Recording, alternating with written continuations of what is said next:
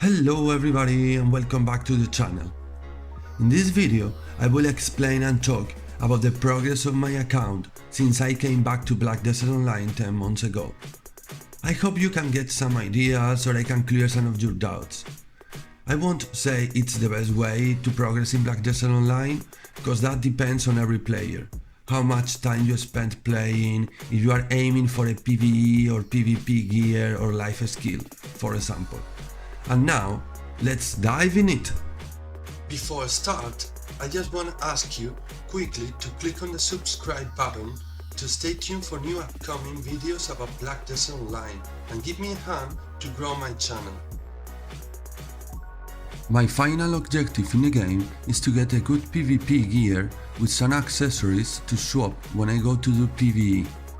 First, I will talk about PvE and later I will talk about my life skill activities. At the beginning, my objective and advice for my friends was to focus in a full PvE build to earn money faster grinding mobs.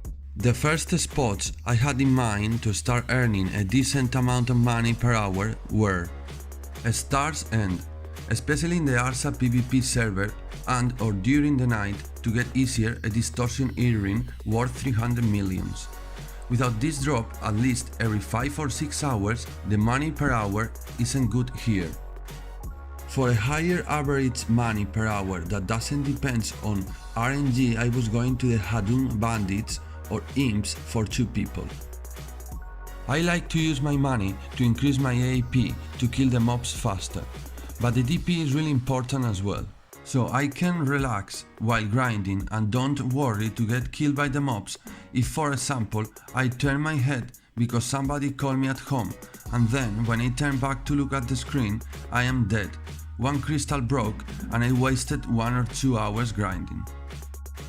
I suggest to have a minimum of 261, 265 AP and 315 DP to grind in those places I have mentioned before. To reach that point, I was grinding at places as Mansound and Ronaro's Forest, killing the Dark Rift and world bosses every time I could.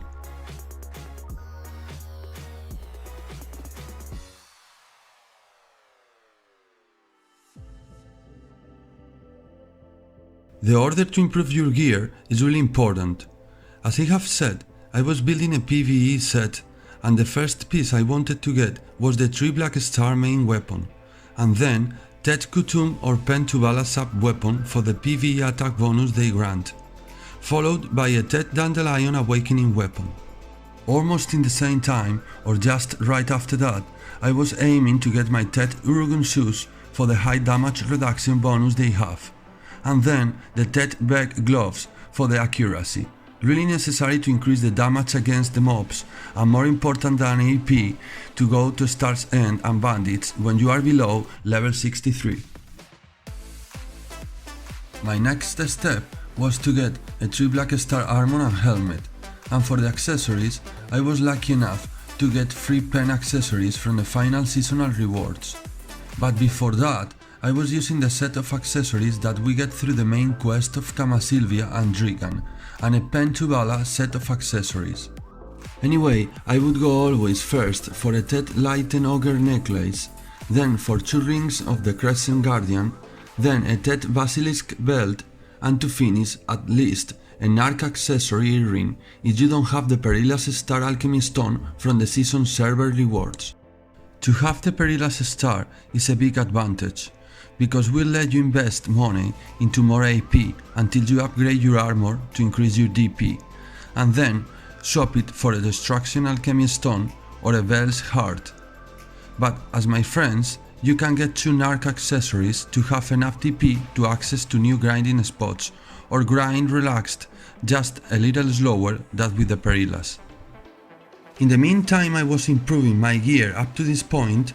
When I was tired of grinding or just woke up or came back from work, I completed all the Igor Bartalis adventure books, Dorin Morgrim's secret journals and Div's encyclopedia books to get those juicy APDP points they grant. In the same time, I was using some Kafras stones to upgrade my Tet Boss gloves and shoes, and my Tet Dandelion Awakening weapon until Kafras level 4. After that, they start to be too expensive, and from my point of view, it's better to just go for a pen version of them. So my next step was to buy a Pen Dandelion Awakening weapon, upgrading and selling a Tet Black Star Awakening weapon, and using Kafras until level 3 in the Pen Dandelion. I'm always using BDO Planner, and I strongly recommend everyone to check it out. If you have an account, you can just create a character. Through your profile at the left panel, you will access to your saved characters, as you can see.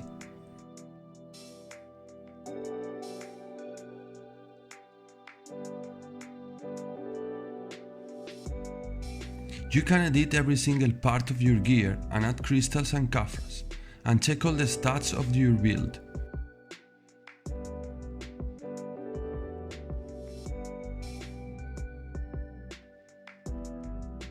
You can even add the journals you have completed. I have 3 gear sets saved. The first one, my actual gear. The second one, the next step to improve the first gear. And the third one, the first PvP gear set I will try to get.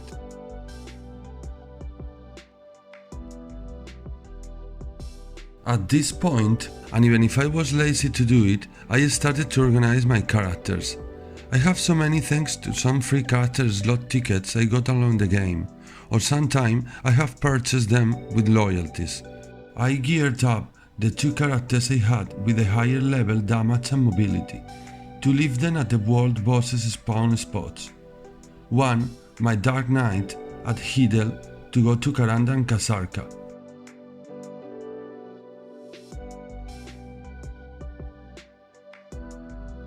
My Assassin at Sangrain Bazaar to go to Kutum and Nevers.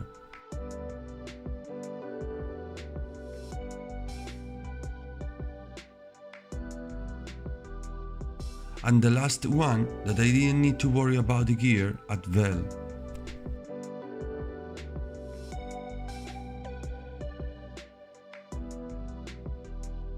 I have another character at Velia to use it to build fail stacks.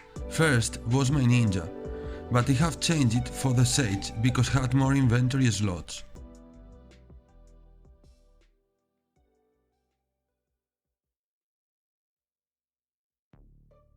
After this, I got crazy to get a dream horse, so I bought a T8 Cursor and I started to just waste money.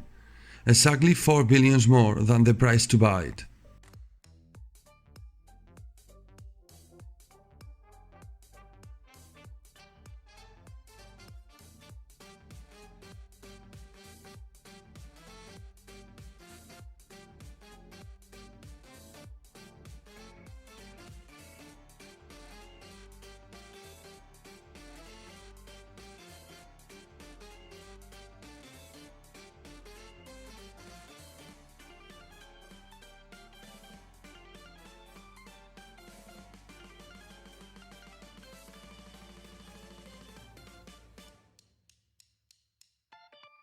But I was lucky enough to get a Pen Black Star weapon in the first try, thanks to one of the J's hammer we got some months ago that were working like chronostones.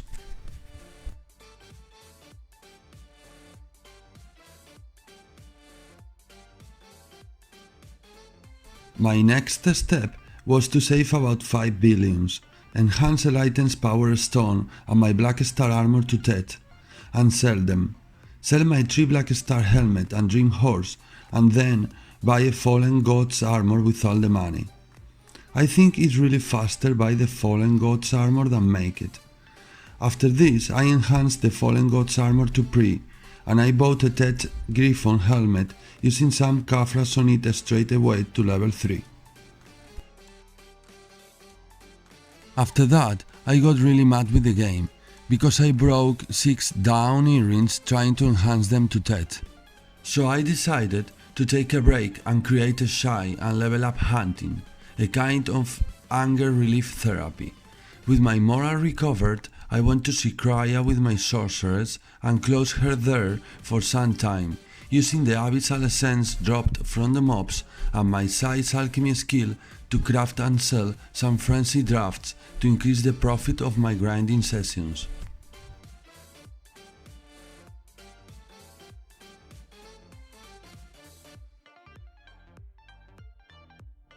In the meantime, I enhanced Eliten's Power Stone to 10 and I sold it, and with all the money I saved during 2 weeks grinding in Sikraya, I bought a 10 distortion earring, and after a week more I bought a Tungrat earring, and upgraded the Kafra's level of my Dandelion Awakening weapon to level 5 to pass another AP bracket.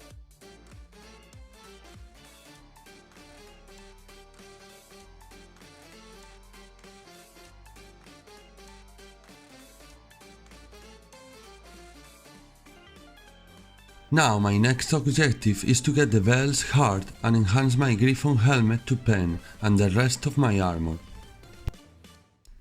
That was everything for now, guys. I hope you enjoyed the video, let me know in the comments and remember to click on the subscribe button.